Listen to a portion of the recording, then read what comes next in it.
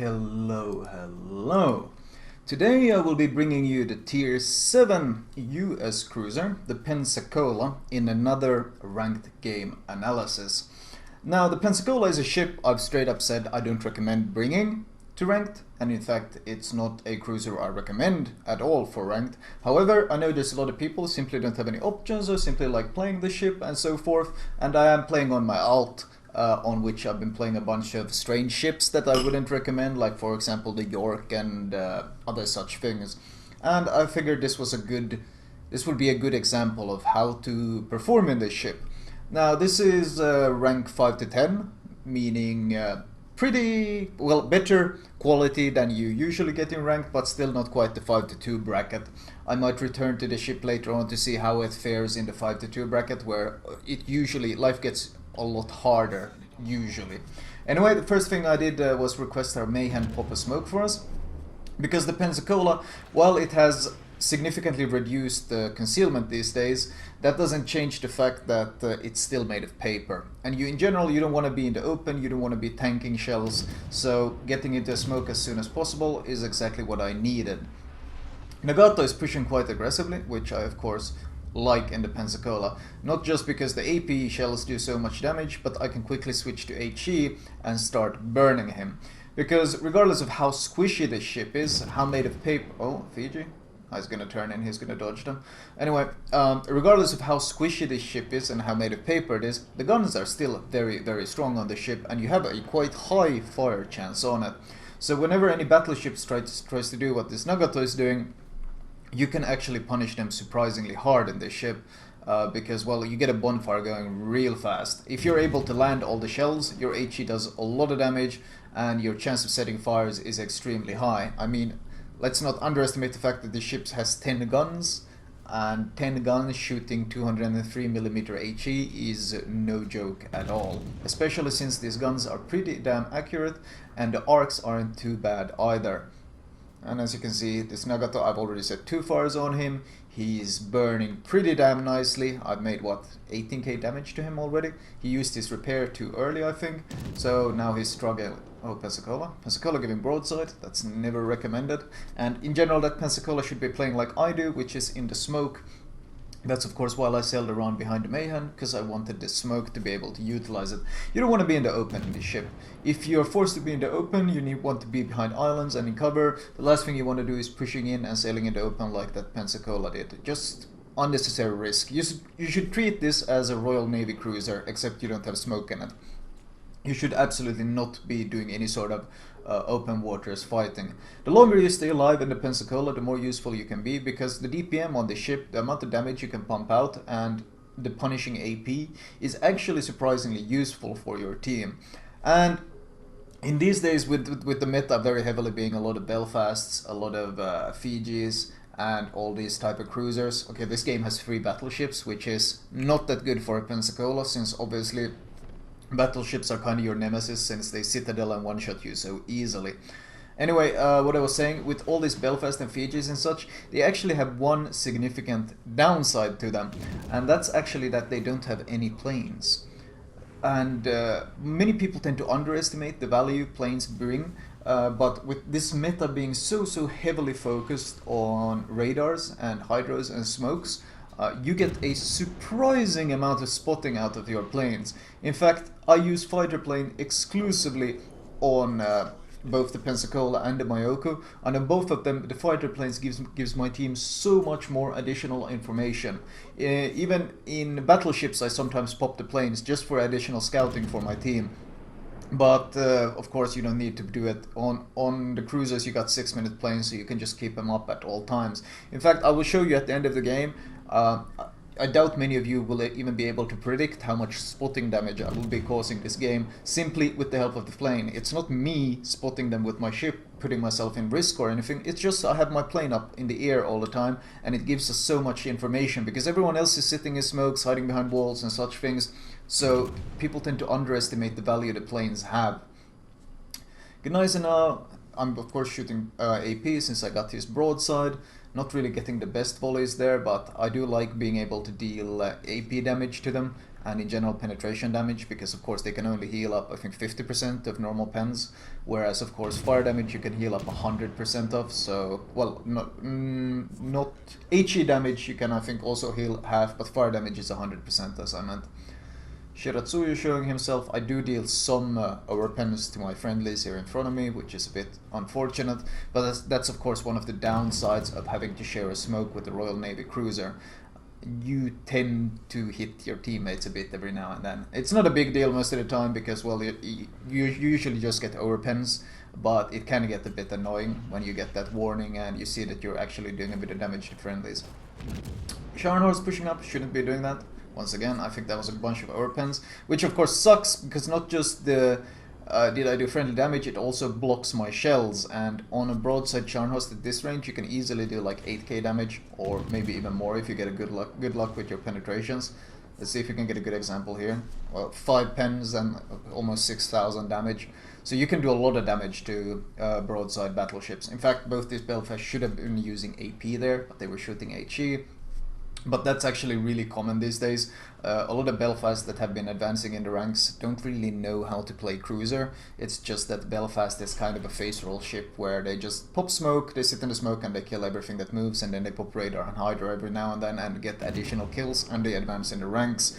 I've seen plenty of Belfast captains that are not really that good at sailing their ships. I'm not pointing these two out as examples, I'm just saying that I've seen a lot of Belfast captains that have been fighting other cruisers full broadside and they've been shooting HE at each other because they don't understand to use AP and aim for citadels or any of those things. It's just the very definition of wallet warriors, and sadly the ship is so strong in rank this season that even they are advancing quite fast in the ranks even though they don't really know what they are doing. But of course, once again, I'm not pointing out these guys, I'm just using it as something I have seen, a common trend I have seen this ranked season is very strong ship, but not a lot of common sense piloting it. Anyway, moving on. Once again, my fighter plane, you might be wondering how we're seeing all these people behind these islands, how we're seeing this Fiji or a lot of these things. And most of it is really because of my fighter plane. It's constantly spotting them, constantly spotting. All this damage we're dealing to all these people behind, a lot of it is because of that fighter plane. You might think I'm exaggerating, but once again, wait until we get to the stat screen and you will probably be quite surprised. The Scharnhorst did get away, just barely. As you can see, I'm constantly keeping myself in cover. I've been shooting over the mountain, but in general, I'm playing it very safe. And that's how you really play the Pensacola. You shouldn't be pushing in. Just like Royal Navy cruiser, who isn't really the best ship for pushing in anywhere, you don't want to be pushing in the Pensacola either. You're a paper ship. Big guns, great anti-air, but large citadel, and honestly, not really meant for tanking in any way. You let other people do the tanking, like our battleships, for example. This Gneisenau appears to be pushing in. I of course switch to AP as soon as I see him pushing in. He's already got fires on him as well, so no real point using HE. Let's see if I can actually punish him. I do of course run, this is, just so you know, this is on my alt, El Gringo Potato, so I think I only have a 12-point captain on this Pensacola. But 2 of the points I have put right into Adrenaline Rush. Okay, you see there one of the Royal Navy cruisers, the Belfast, hit me for 2k, and that's exactly what I mean. When you kind of share smokes with them, it tends to happen every now and then.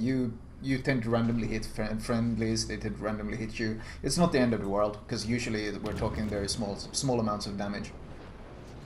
But anyway, AP of course chunking him pretty damn hard here, and of course the lower my HP pool goes, the more Adrenaline Rush will start kicking in.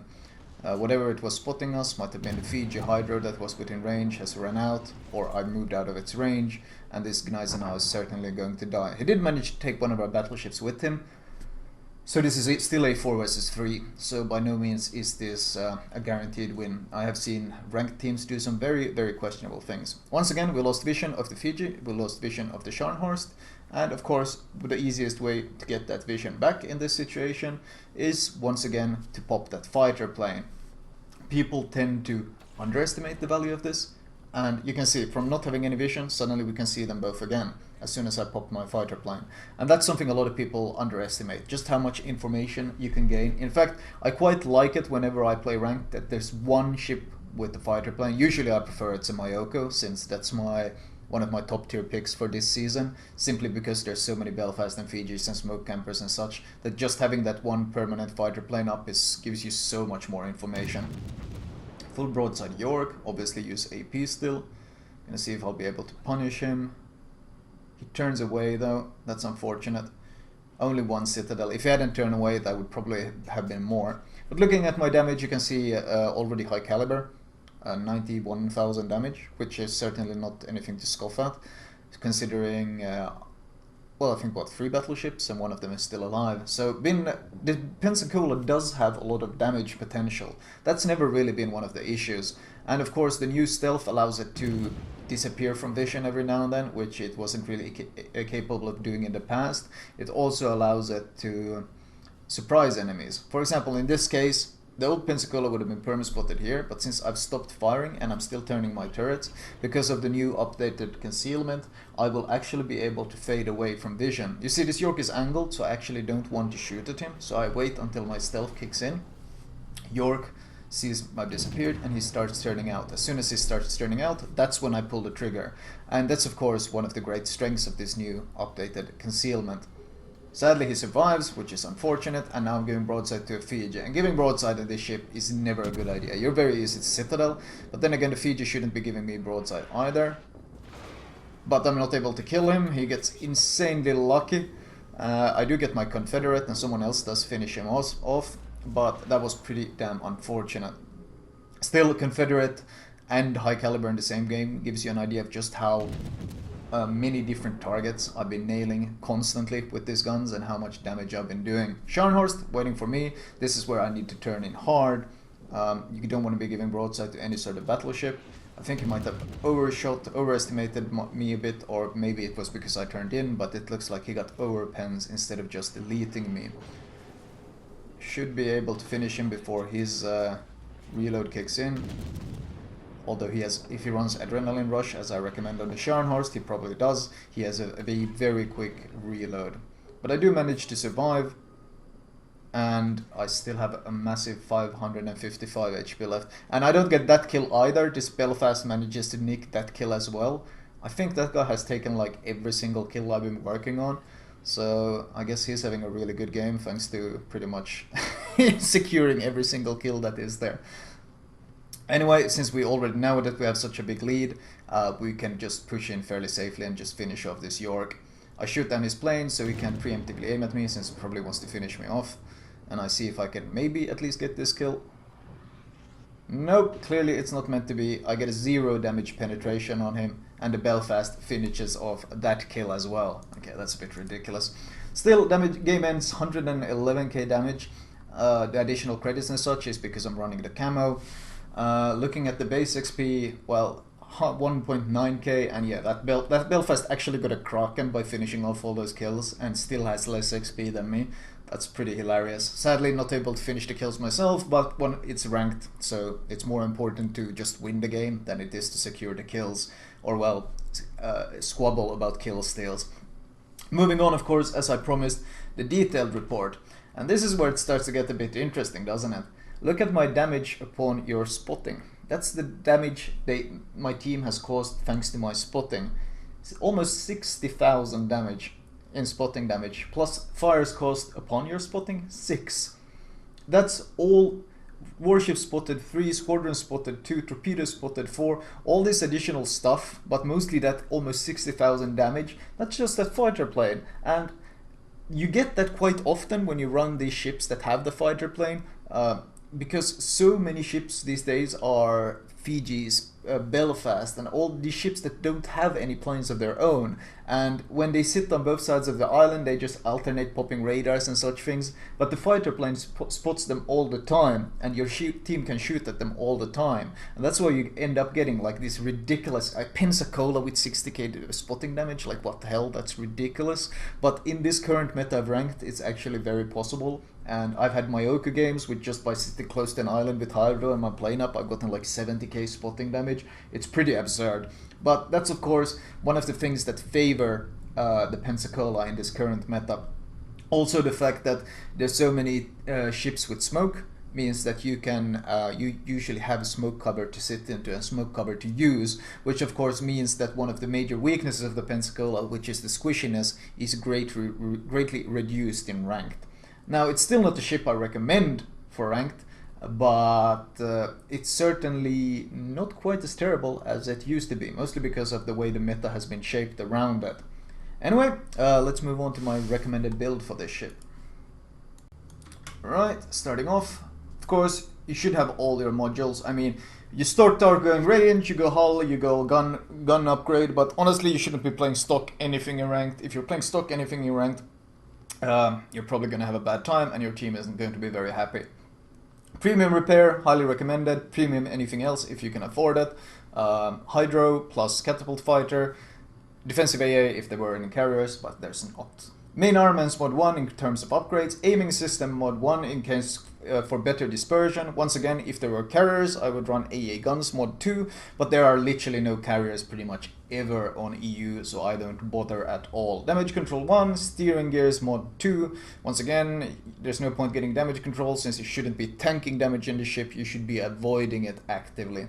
Now I only have a 12-point captain, as I said, this is my alt. Priority target, expert marksman, demolition expert, concealment expert, and then adrenaline rush. If I had more points, I would probably get something like vigilance. I think that's probably the most useful thing you can get at this point for the Pensacola.